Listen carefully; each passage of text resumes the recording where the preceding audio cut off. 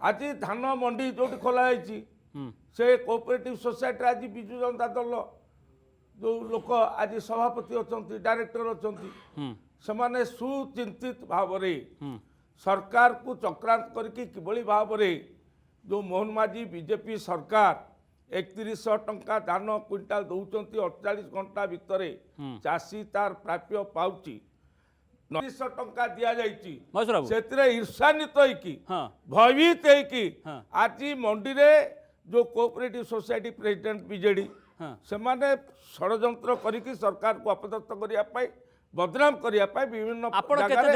विभ्राट सृष्टि कर जो बुलुचंदी जो माने विभ्राट सृष्टि कर विरुद्ध एक्शन नियाउची एक्शन नियालानी एक्शन तो आप देखिए गतकाली नयागढ़ जिले में